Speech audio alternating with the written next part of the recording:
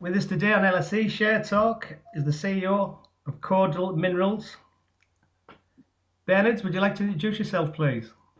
Yes, hi Alex. So I'm Bernard Aylward. I'm the CEO of Kodal Minerals. We're an AIM-listed company, ticker KOD.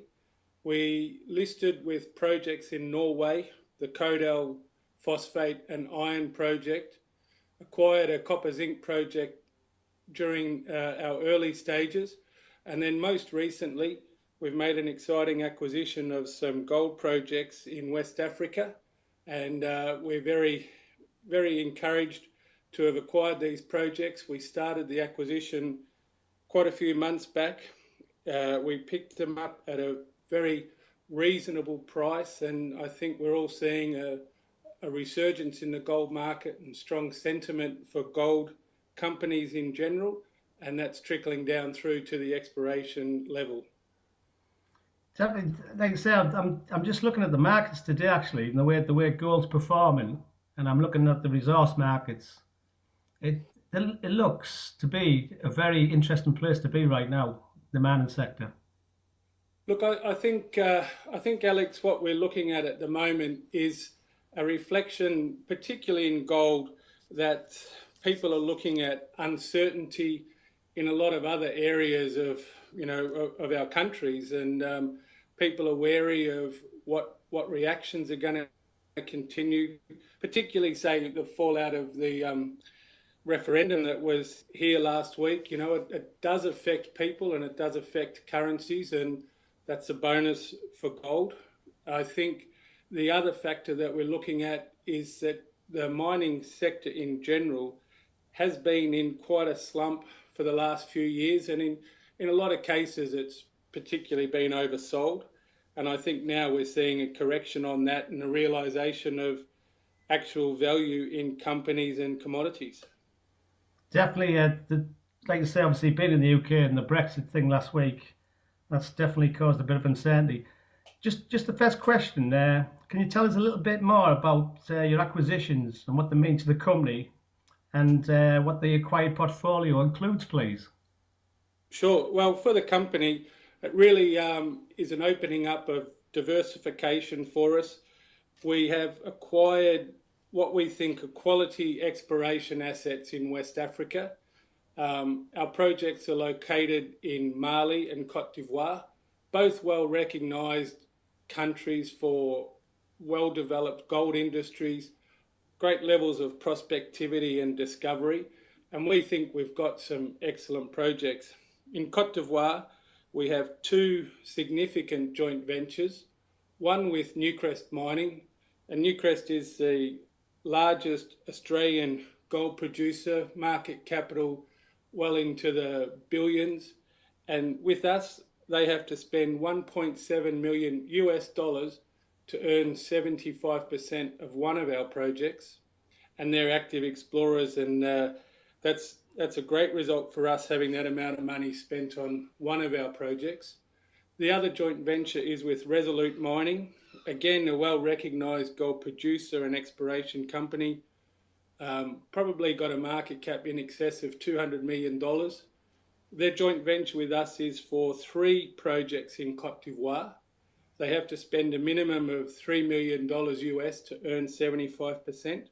And once they've earned their interest, we're free carried through to development. So again, an excellent opportunity for us and our shareholders to get a lot of value from people, other companies spending up to $4.7 million on our ground. It's just some of the questions that have come in today for you. I don't, obviously, this is from one of your shareholders. You look to be fully funded from the recent placing in two joint ventures totaling around $4.7 million worth of exploration. Sorry, you must be bullish about the future. Oh yeah, I'm very bullish. I think that the question highlights a key thing for us, that we actually have been able to demonstrate value of our model, and our model has been to carefully target ground acquisition, to use our skills of early stage acquisition and exploration, identify value, and then attract a great partner to take us through the heavy lifting of exploration. And in some ways, we are fully funded for what we need to spend our money on, at least for the next 12 months. And we can do work on our own projects in Mali, where we hope to be able to advance the Nangoloso project, where we've had significant drill intersections, 3 metres, for example, 3 metres at 8 grams, 21 metres at 2 grams, and extensive gold anomalies. So we're very bullish on our own projects. We're bullish that we have good joint venture partners, and we do have funding, and we are a company that looks to grow, and so we'll be also looking for other opportunities. That brings me nicely on to the next question. Considering the current gold price, where do you see the company fitting within the market? Well, it's very interesting for us, the strengthening of the gold price.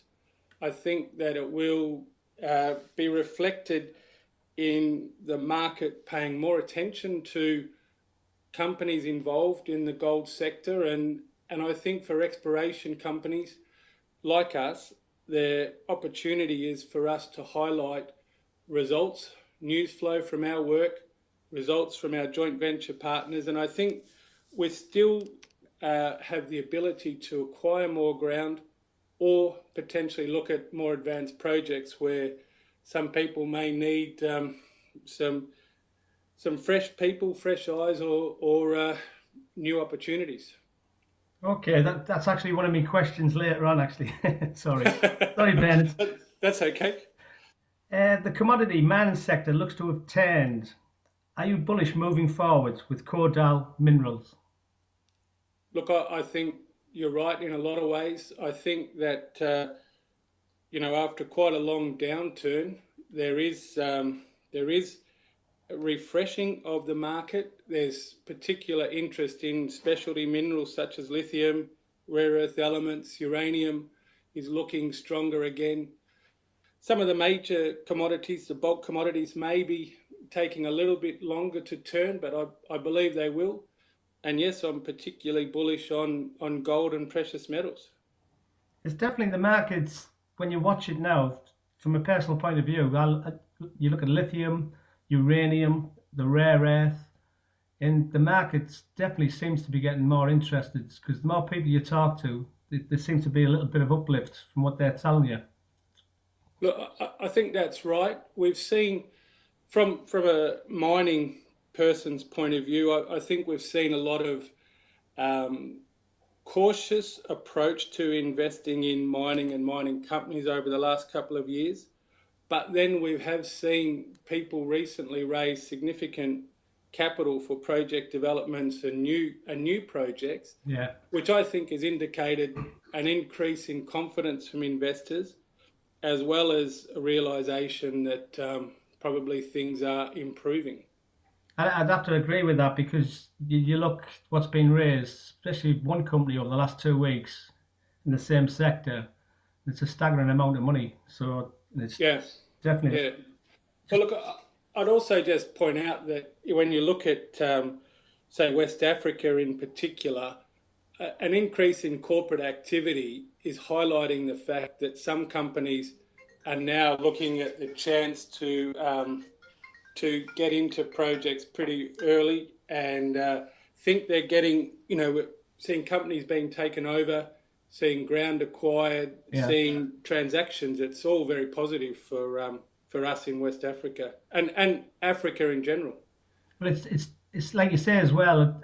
You've watched the commodities markets, the mining sector, and the companies that have got through the dip, and they're in a.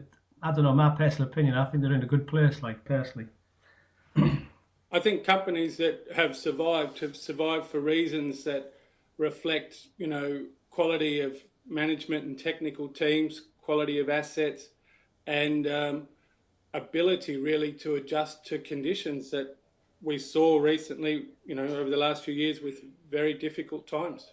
Definitely. That brings me on to my next question. You have mentioned that you are actively assessing other opportunities. What is your investment criteria in terms of commodity or geography?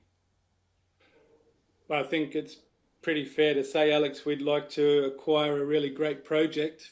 Of course, like everyone, we're on the lookout for a strong project, perhaps something more advanced. Our geographic, we're focused on West Africa, but we look in Africa and or elsewhere, depending on the quality that we see. We are a gold-focused company at the moment, but we're not. We're looking at opportunities, whether they be lithium, rare earth elements, or otherwise within our area of focus. But I think we've been able to demonstrate value through early stage ground acquisition, and that's a relatively cheap process. But we are looking at other opportunities where we may be able to get involved with more advanced projects. So we're looking at lots of opportunities. Okay. Just the last question, because I know you're a busy guy. What would you say to your current shareholders and listeners about the short to mid-term for the company moving forward? Well, for the short term, I'd say to all our investors and listeners is that we have commenced a field program in Mali at our Nangolosso project. Again, we're very positive about Nangolosso. As I said earlier, previous drill intersection, strong geochemistry, great location. We're 15 kilometres away from Resolute Syama mine, which is a 7 million ounce gold project in Mali. We're a long strike from other known plus million ounce deposits. So we think we're in a great area. Early indications are positive. We think Nangolosso's got a lot of opportunity. We're also knowing that our joint venture partners are working, so we think we'll be able to deliver news flow from our work, from our joint venture partners' work. We're seeing a lot of strengthening of the gold market, and I think we're looking at some significant, we'd be looking around for opportunities as well. So we as a company are always keen to grow and develop, and I think that's what our shareholders will see. Bernard, it's been an absolute pleasure talking to you today. Thank you very much. Thanks very much for your time, Alex.